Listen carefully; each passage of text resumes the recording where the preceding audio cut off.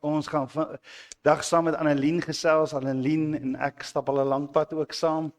Van daardie dae nog op die stoep by ons huis en toe by Doodle Shack. Annelien, hulle was daar as ek praat van ons Bybelstudie daar. Sy weet dit, sy was daar. Toe ons op die stoep gesit het. So Annelien, ons is oor in jou getuig, praat vir ons van wat in jou lewe gebeur het en hoe het Abba in jou lewe intervene. Terwyl ek by Abba se voete gesit het oor vanoggend en weet en dan dink 'n mens, dis wat ek moet sê. Ek moet nou hiervoor voorberei. Dis die goeters wat ek moet vertel. En dan kom Abba en dan sê hy, ons moet nog so 'n bietjie teruggaan. Ons kan nie daar begin nie, ons moet nog so 'n bietjie teruggaan. So ek gaan begin toe ek in die huis was by my ouers.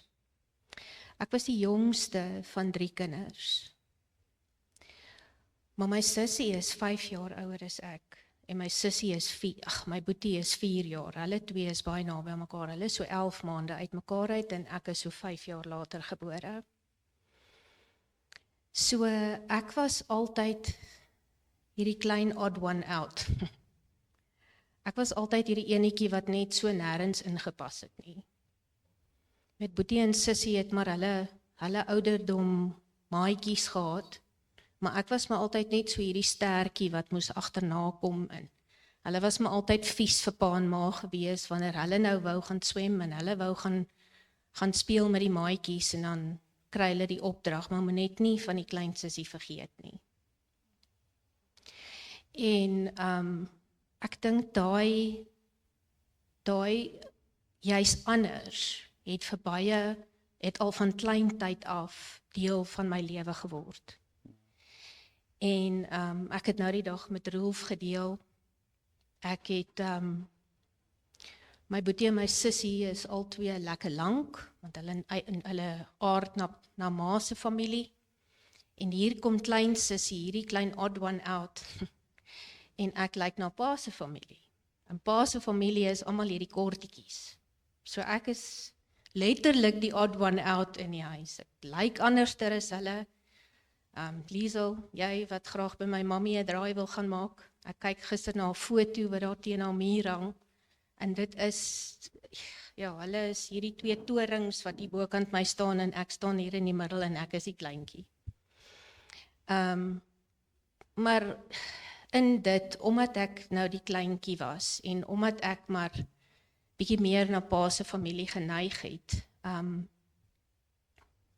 was daar goeters oor my gespreek ook. En ek het ongelukkig daai goeters het ek gevat. En ek het 'n deel van my lewe gemaak en ek het vir baie lank onder daai leuen gelewe. En gevoel, maar jy weet, as ek nie op 'n sekere manier lyk nie, dan is jy nie aanvaarbaar nie. Dan pas jy nie in nie. Want ek het baie gehoor, jy weet, jy moet ophou eet, jy gaan soos jou pa se familie lyk. En jy moet so lyk, anderster is jy nie mooi nie. So ek het vir jare en jare het ek onder hierdie leuen gelewe van, ek moet so lyk. En vanoggend kan ek vir Abba kom prys en loof en eer, dat hy my hierdie jaar, die 6de Maart, van daardie verleuen kom verlos het. Want ek wil vir julle vanoggend sê, Abba stel nie belang in jou broeksaais nie. Abba stel nie belang in hoe groot of hoe klein jy is nie. Hy stel belang in jou hart. En ek kon regtig hierdie jaar, die 6de Maart, kon ek vir die eerste keer van so 'n dogtertjie tyd af vir myself in die spieël kyk en vir myself sê, jy's beautiful. Amen. So ek wil regtig papas, mamas, tannies, ooms, niggies, neefies, oupas, oumas, wil ek so aanmoedig vanoggend en ek wil sê, wees versigtig.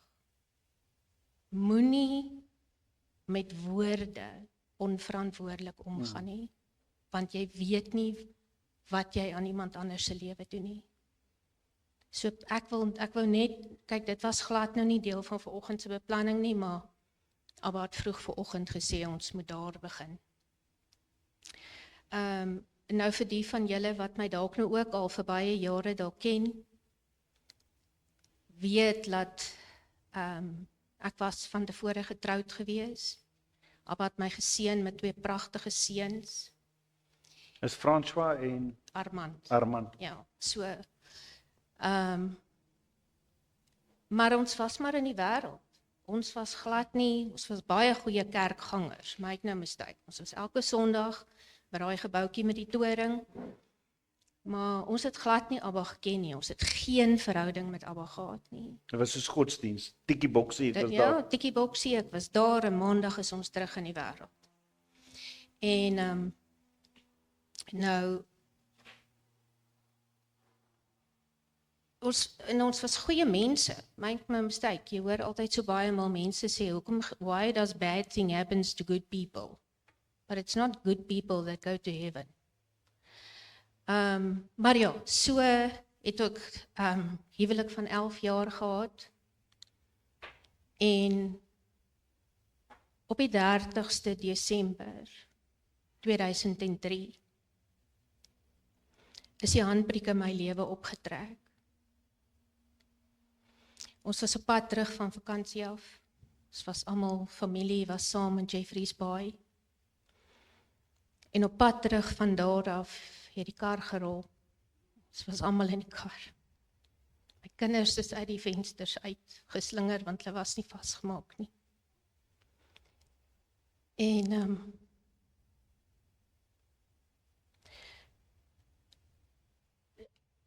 as ek na die foto's van die kar na die tyd kyk, want dit mens neem so baie dinge in by so 'n ongelukstoneel.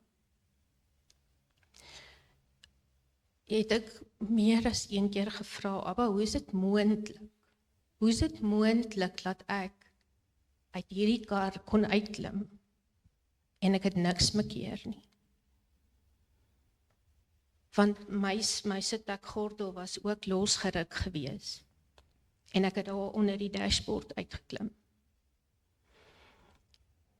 En weet julle, vandag kan ek met regte opregtheid in my hart, kan ek net sê, dankie Abba.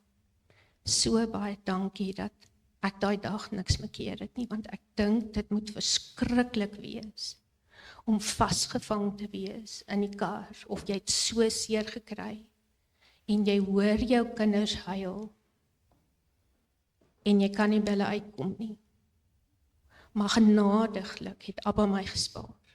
En hy het my uit daai kar wrak uitgehaal. En ek kon na op met my kinders toe gaan. Len, my man, is op slag dood in die ongeluk.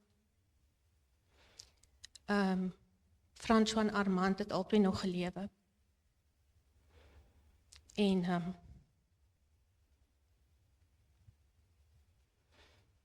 François was by sy volle bewussyn, maar Armand het net gelyk of hy slaap. Hy was so mooi, so pragtige blonde kopseentjie. Het dit gelyk asof hy slaap? Dit het letterlik net gelyk of hy slaap. Het hulle buite die kar gelê? Wat? Albei. Albei. François was aan die linkerkant van die kar, hy het so op sy maagie gelê. En Armand het op sy ruggie gelê. Hy is uit die kar uitgeslinger deur die agterste ry. En uit die telefoonpaal het hy getref. En sy milt in sy lewer het gebars. So hy het nog gelewe toe ek by hom kom. Was jy in die kar, moes hulle jou eers uitsny voor jy kon uit? Ek het letterlik uit die kar uitgeklim. Okay. Hier op my arm, hier is so lang sny en op my voet was daar snye. Verder het ek niks mekeer nie. Niks nie. En maar ja, ek is 'n mens van detail, so ek kan julle baie lank besig hou, maar en ek onthou so goed, daar het 'n man met 'n wolwou op die toneel gestop. En hy het by my gekom en hy het vir my gesê, mevrou, hierdie kind lê verkeerd. Nou met my ma was vir jare lank 'n suster en sy het altyd gesê, Skryf nie. jy skuif nie iemand nie. Ek het onmiddellik geweet, Len is oorlede. En hierdie ou sê vir my, hierdie kind lê verkeerd, en die eerste ding wat ek vir hom sê is, jy raak jy my kind nie, jy skuif hom nie, want net nou is hier moeilikheid, en hy sê net vir my, mevrou, hierdie kind lê verkeerd. En ek sien so duidelik hier, hy sê hy het 'n kussing nodig, hy wil net 'n kussing onder sy kop sit. En hoe 'n dogtertjie so met 'n kussing, hoe sy hierdie kussing gewaai het, so aan die kant van die kar, en hoe iemand hierdie kussing gaan haal het, en die kussing gebring het, en hy het die kussing onder Armand se kop gesit. En ek het net die hele tyd Armand se naam genoem en gesê, weet Armand, kom, wees net hier by ons, Armand, want François het vir my okay gelyk. Hoe oud was Armand toe? Hy was 5, hy was so 'n paar daggies weg van 6 af. Okay. En François was 10. En Liesel, kan ek vir jou vra net vir my water te bring? En maar in 'n geval so, julle en ek kan aansluit by Annels en Kapali se storie van hoe klinies mense is wat elke dag met sulke omstandighede werk. Want daar het hierdie absolute horrible, terrible ambulans opgedaag, want die ongeluk het gebeur net diskant Middelburg in die Oos-Kaap. So dis 'n baie klein dorpie, daar gaan niks aan nie. Hierdie was die grootste event in 'n baie lang tyd. En nou kom hierdie swart vrou na my toe aangeloop. Baie dankie.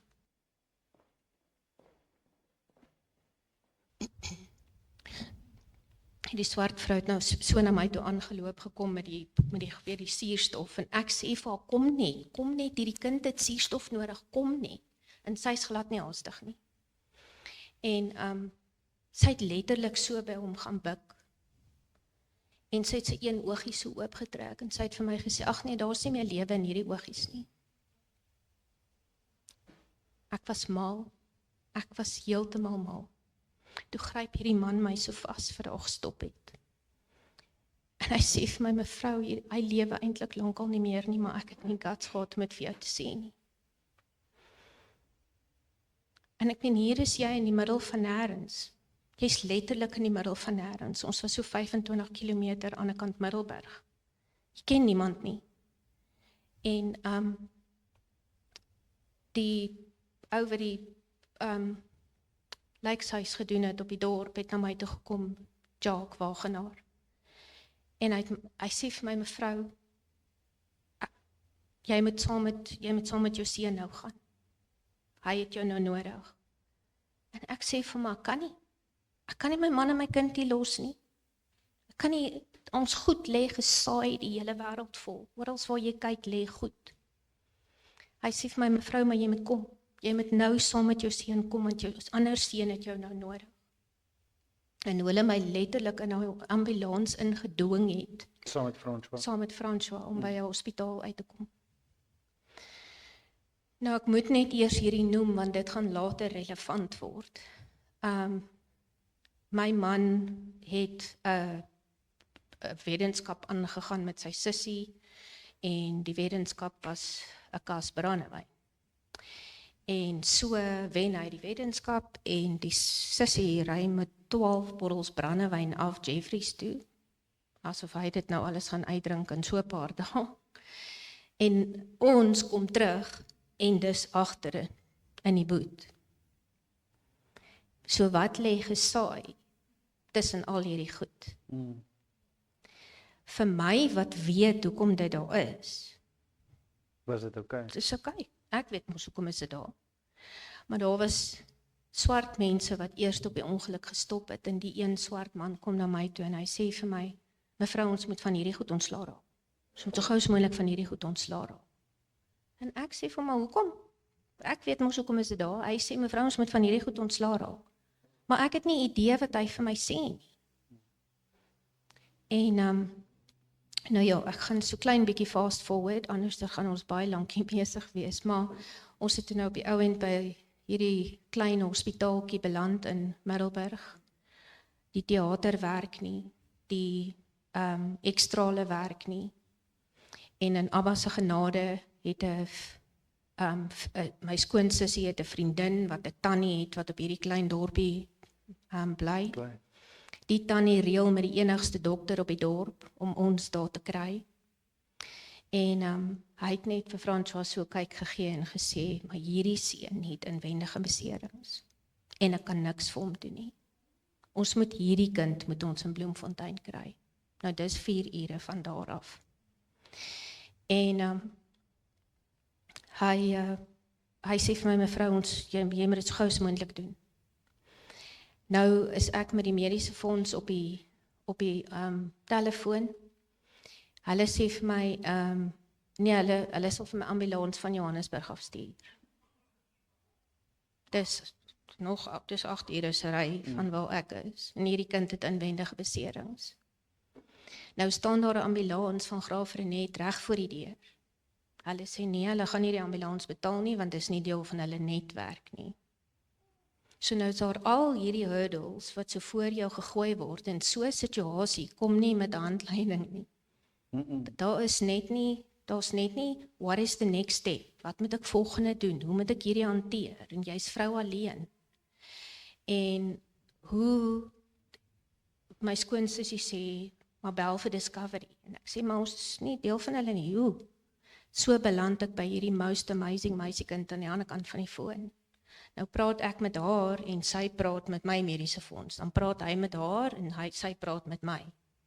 En hoe hulle op die ou end goedkeur, dat hierdie ambulans ons kan vat, tot in Koelsberg, maar daar moet dan 'n ambulansfonds wag, wat ons dan nou verder vat.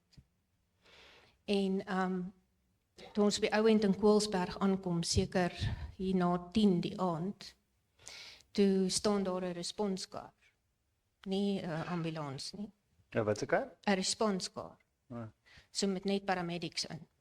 So hulle het my vitals gekyk, hulle het François se vitals gekyk, hulle het hom gespuit laat hy met rustig raak. Nou klim ons terug in hier, nou is ons weer nog steeds in hierdie ambulans wat die medies sê, hulle gaan nie betaal nie. En maar ons kan nie in die responskaart klim nie. Maar ons is toe nou almal op pad Bloemfontein toe, en Bloemfontein aangekom. Ek was relatief vinnig ontslaan omdat ek nie vreeslik beserings gehad het nie, maar François was baie lank in ICU, hy was baie lank in 'n gewone saal gewees. En ek dink hy was omtrent 2 weke was ons daai kant, maar hoe amazing ook was dit gewees. Waar Abba ook absoluut hierdie most amazing engele oor ons aangestel het in die Medikliniek in Bloemfontein. Hierdie most amazing dokter wat oor François aangestel is. Jy kry nie 'n dokter wat as jy ontslaan is uit die hospitaal uit vir jou bel en sê is jy okay nie. Hy het hoeveel keer nadat ons ontslaan is, het hy gebel en gevra, is jy en jou seun okay? So ons het op die ou end teruggekom by die huis. Ek het hom hierdie kant in Wilgers laat opneem, omdat sy een long plat geval het. Ek moes hom laat invlieg hiernatoe, want ek meen hy het 'n eksterne fiksator aan hierdie been gehad, aan sy linkerbeen, en sy regter enkel was gebreek, so hy kon glad nie loop nie. So om hom te vervoer met 'n voertuig, gaan nie help nie, want hoe stop ons langs die pad, hy wil dalk 'n draai gaan loop, dit was net vir my 'n unmanageable proses, maar hoe ek nou hom laat terugvlieg het, Pretoria toe, en in dit was daar ook, ek kon nou die dag kon ek eers klaar maak met hoekom ek hierdie verskriklike ding gehad het oor 'n ambulans se sirene. En ek het altyd gedink, jy weet, dit was maar die ongeluk en jy weet alles wat daarmee saamgegaan het, maar dis so goed in ons onderbewussyn kom lê, wat jy dit kom lê daar en hy surface net so elke nou en dan gebeur daar goed met ons en dan kom dit so op. En dan verstaan ons nie, maar waar kom hierdie snaakse gedagtes wat ek nou het vandaan nie. Maar so het ek nog altyd 'n ding gehad oor 'n ambulans se sirene. En maar dit gaan toe nou daaroor. Dit gaan nie oor die sirene nie, dit gaan oor daai absolute magteloosheid wat ek gevoel het. Want ons is die dag, nou word François ontslaan, ons is op pad na eers moes hulle ons op die paramedics met die ambulans moes ons op 'n spesifieke tyd kom haal het. Hulle is laat, want nou is daar 'n baie groot ongeluk buite Bloemfontein, en hulle is met ons rush hier in die ambulans uit. Nou jaag hulle met ons van Medikliniek af na Bloemfontein lughawe toe, en hierdie sirene skree so. So nou in my kop is dit nou waar my gedagtes is, hoekom ek nie van hierdie geluid hou nie. Maar eintlik, toe ek nou die dag met iemand daar praat, toe sê die persoon vir my, dit was my, want toe ek aankom by Bloemfontein se lughawe, nou is ons te laat. Ja, die vliegtuig staan daar, die propellers draai, en hierdie vrou sê net vir my, daar's geen manier wat hierdie vlieënier jou op daai vliegtuig nou gaan sit nie, want jy is laat. En ek sê vir hom, maar my kind lê hier buite in 'n ambulans, jy verstaan nie. Ek moet my kind op hierdie vliegtuig kry. En sy sê, daar's nie 'n manier nie. En my konnotasie aan daai magteloosheid wat ek gevoel het, wat ek daar in daai vertreksaal staan, jy's so alleen, en niemand worry regtig oor jou nie. Dis jou probleem, jy's nou laat. Nou ry hulle met ons weer terug, Medikliniek toe, die ambulans, die mediese personeel daar was amazing. Daai mense het ons teruggesit in François se bed, waar hulle hom net nou uitgehaal het. Toe sê hulle, ons gaan nie eers vir die hospitaal vertel, julle is terug hierson nie. Hulle weet nie, julle is hierson. So hulle het ons vir daai paar ekstra ure, ons toe nou weer daar gehou. En die dokters en die susters van daardie spesifieke saal het met die lugredery gepraat en vir ons ander kaartjies gedeel, sonder dat ons ekstra hoef in te betaal. So Abba het regtig hierdie most amazing mense oor ons pad gebring. Maar ja, ons is toe nou op die ou end terug, hy was vir 'n rukkie in Wilgers gewees, net om hom weer te stabiliseer. Maar nou,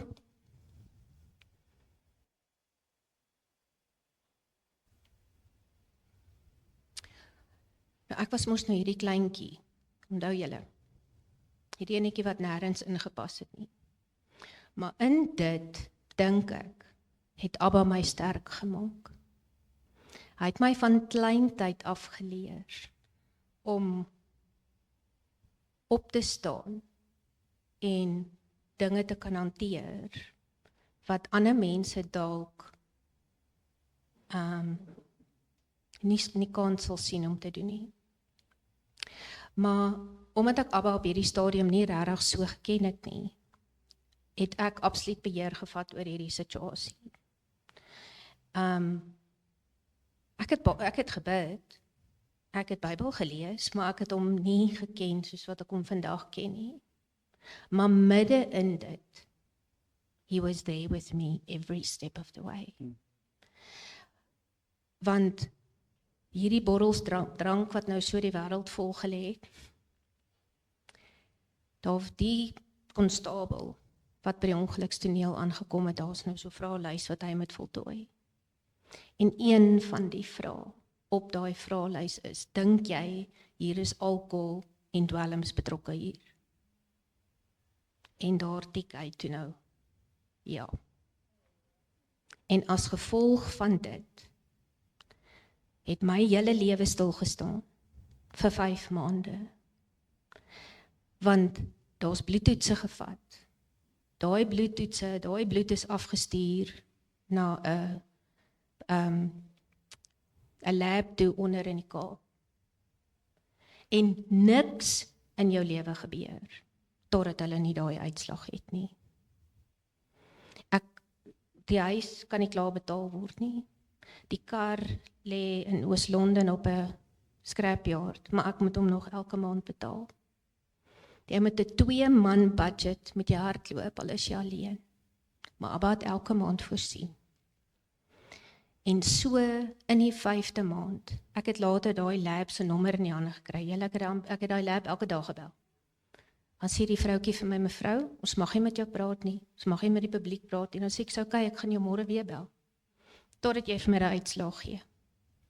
Want verstaan jy nie dat my hele lewe stil staan nie. En in my maand, dink dit was die 21ste Mei, bel my jare terug se buurvrou my. En sy sê vir my, Abba het vanoggend, of sy het nou vir my gesê, die Here het vanoggend vir my gesê, ek moet iets vandag vir jou doen. Wat kan ek vir jou doen? En in daai gesprek slaan dit my tussen my oë. Maar Elise het vir baie jare by die forensies gewerk, by die polisie. En in haar gehoorsaamheid, net omdat sy gehoorsaam was. Ek sê vir haar, dis my probleem. Ek weet nie meer wat ek kan doen nie. Sy sê, moenie worry nie, ons sort dit nou uit. Ons gaan nou iemand bel. Dit was nie 'n uur later nie, toe staan ek met daai uitslaan in my hand.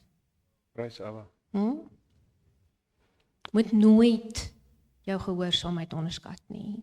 Moet nooit, as Abba vir jou opdrag gee, dink presies dit wat jy net nou gesê het. Jy het dat gesê, dis daai klein goedjies. Ag, niemand gaan dit mis nie. Niemand gaan iets daarvan dink as ek dit nie doen nie. Maar so het ek toe nou die bloedtoetsuitslae gekry. En toe ek die uitslae so in my hand mee staan. Dit was die 21ste Mei. Die uitslae was al klaar en gereed. Die 26ste Februarie op my verjaarsdag. Maar dit lê by die lab. Hulle stuur dit nie deur na die polisiekantoor toe nie en my hele lewe staan stil. Maar so was ek maar die hele tyd in beheer. Ek het al hierdie dinge myself, ek het eintlik daarop geroem. Jy weet, ek was in die versekeringsbedryf, ek het lank vir Sanlam gewerk, ek weet hoe om hierdie goed te doen, ek het baie dinge uitgesorteer, boedel was afgehandel na 8 maande, maar jy weet, ek het die hele tyd hierdie vraag in my hart gehad. Hoe is dit moontlik? Laat as jy na die kar kyk en jy kyk hoe dit Len gelyk en laat Armandjie dood is in die ongeluk. Hoe is dit moontlik dat ek niks oorgekom het? Niks. Annelien, ek dink jy is waar nie. Jy het die ergste oorgekom. En dis wat gebeur baie keer in die kerk. Ons dink mense kry seer en dit is fisiese seer en so, maar hier diep binne. Vir 'n mamma om daar te staan, vir 'n vrou om te sien hoe lê jou man, hoe lê jou kind. Jy het baie makkeer. En dan was daar baie verwerping en daar was baie seer wat saam met dit gegaan het. Maar wat vir my so mooi is wat jy sê is, Abba was daar by jou, is dit nie? Abba was daar by jou. Hy het jou amper soos wat Kapale en Anel ook gesê het, is in daai bubble, hy het jou toegehaat, hy het jou beskerm. Maar jy het nie niks makkeer nie. Jo, dis vir iemand om so iets te beleef is, ek het altyd in my lewe het ek vir Marika gesê, jare terug, het ek vir haar gesê, die seuns gebore word of wat ook al nou, kyk as nou iemand moet doodgaan, dan moet dit ek wees. Tot Abba vir my op 'n dag gesê het, maar dan is jy baie selfsugtig. Want die een wat agterbly sit met die verwerping, sit met al hierdie dinge, sit met al hierdie seer en goeder. Ek meen as jy vandag jou oë toe maak en jy's in Yeshua, dan maak jy jou oë toe by hom, maak jy jou oë by hom. Maar vir ons om agter te bly met daai seer en dit te werk dis moeilik, nee, dis baie seer. Nee, dit is wat ek daai dag onthou jy Roelf, ek net nou die dag, het Roelf hierdie diens gehad oor daai stop by Mara. En in daai diens, ek en jy het gepraat na die diens, het ek besef, but I got stuck at Mara. Bitterheid, seer. Al hierdie dinge wat 'n mens vir soveel jare saam met jou dra en jy dink jy's okay. Maar ek was eintlik net in survival mode vir soveel jare. En as ek by jou kan aansluit is, en Kapale het dit ook nou genoem is, jy kry, en ek praat daarvan hartkamer nommer 4, dit is wat jy gaan bære, wat met jou gebeur het in die lewe, jy gaan bære diep onder en jy praat nie daaroor nie. Jy raak nie daaraan nie, niemand beter daaraan raak nie, en jy kan dit nie hanteer nie.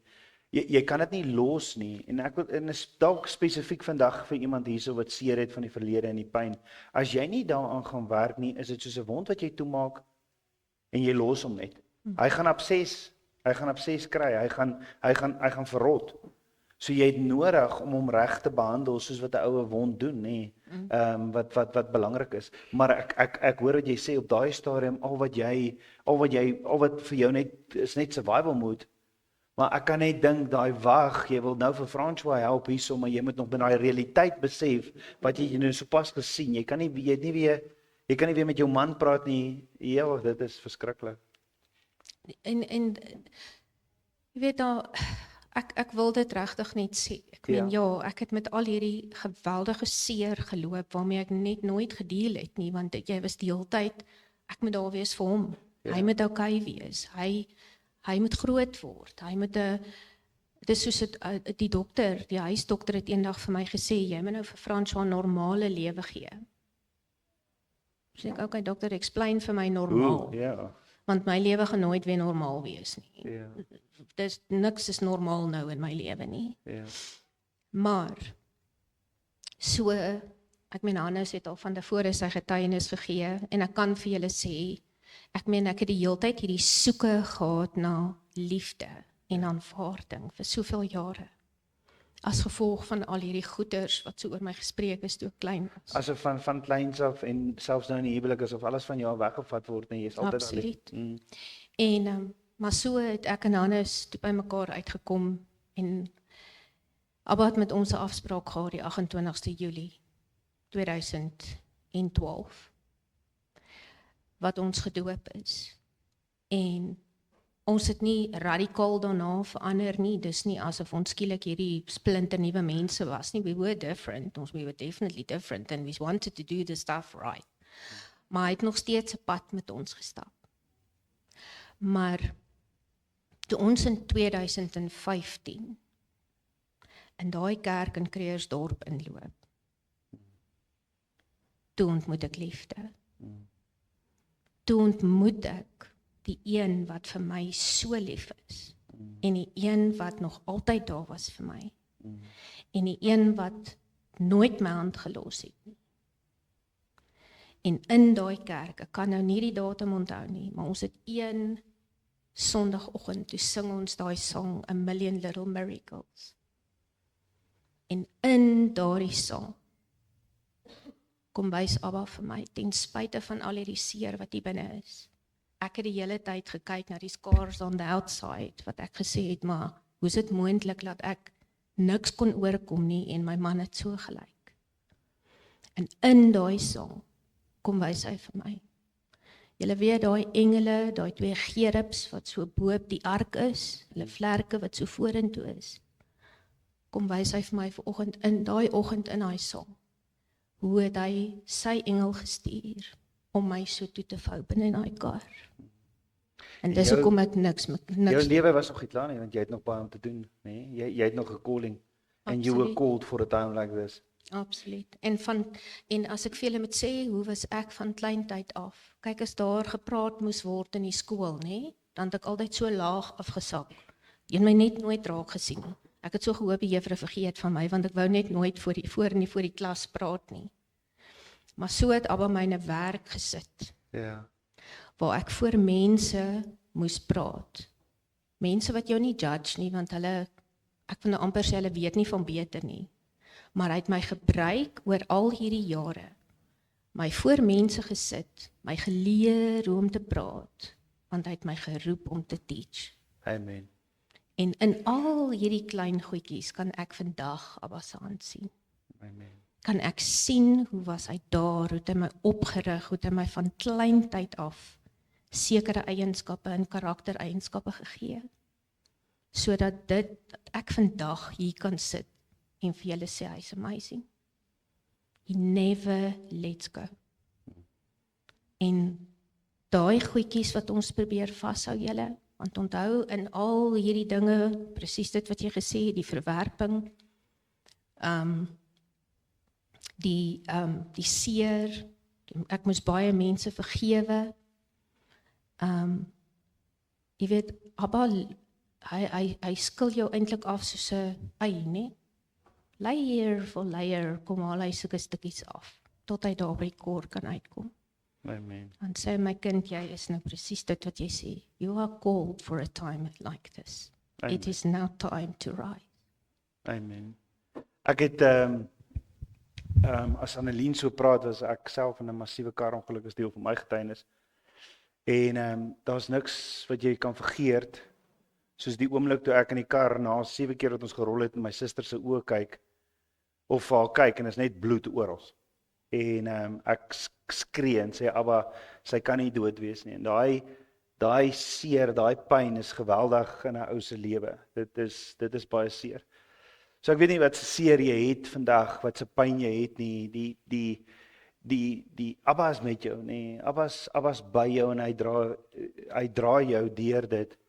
Hy wil nie hê jy moet daai seer hê nie, maar hy saam met jou, hy loop saam met jou deur die valley of death. En is soos Annel nou gesê het, hy loop saam met jou deur dit, nee. Hy loop saam met jou deur dit. Dankie. Ja. Ding sê. Ek het vir baie jare, voordat ons van die feeste geleer het ek altyd gedink, jy weet, ons stop by die kruis. En hierdie wat nou maar met my gebeur het, dis nou maar my kruis wat ek moet dra. Dis nou maar hierdie seer wat ek altyd saam met my moet dra. Maar in die feeste het Abba my kom leer. There's a life on the other side of the cross. Want hy het opgestaan en hy leef. En daarom verwag hy van my om te leef. Ek is hier en hy het my gered uit daai motorvoertuig ongeluk uit. Because he's not finished with me yet. Amen. Amen. Kom ons steek so ons hande uit vir Annelien en bid ons so saam vir ons almagtige Vader, Papa God, dankie dat ons vandag so saam met Annelien kan sit, Vader. Ja, Vader, dit wat sy deur is en hierdie pyn en hierdie seer wat ons sien en hoeveel keer sy gesê het, maar sy maak keer niks nie en ons weet, Abba, hier diep binne was sy as 'n mamma, as 'n dogter van U so seer en soveel vrae, Abba, is net asof ek sien hoe staan sy daar by die kar en sy sien haar seun, sy sien haar man, sy sien die ander seun en is net vraagtekens oor ons, Abba, hoekom? Hoekom? En Vader, daar's niemand wat vertroos soos U nie. Daar's niemand wat vashou soos U nie. En Vader, ek wil bid dat U vandag weer vir Annelien so sal vashou en dat sy sal weet sy's so spesiaal, sy's so beautiful in U oë. Sy's wonderbaarlik aan mekaar geweef met 'n skepingsdoel en met 'n purpose en sy's hier om haar lig te skyn vir U. En sy het nog die geleentheid om hierdie lig te skyn want net so is dit jou tyd is verby. En Vader, ek wil bid dat U haar en François sal seën, Vader. Ek wil bid dat U vir haar en ek wil vir U dankie sê dat U vir haar 'n man gestuur het soos Hannes. 'n beertjie van liefde. Wat haar so vashou met haar is. Ek bid U seën oor hulle huwelik. Ek bid U seën oor hulle as 'n familie, Vader, en dat U met hulle is. Dankie. Dankie Vader vir vandag, vir hierdie getuienis. Ons eer U daarvoor. Vader, ons kyk op na U en ons sê, waar sal ons hulp vandaan kom?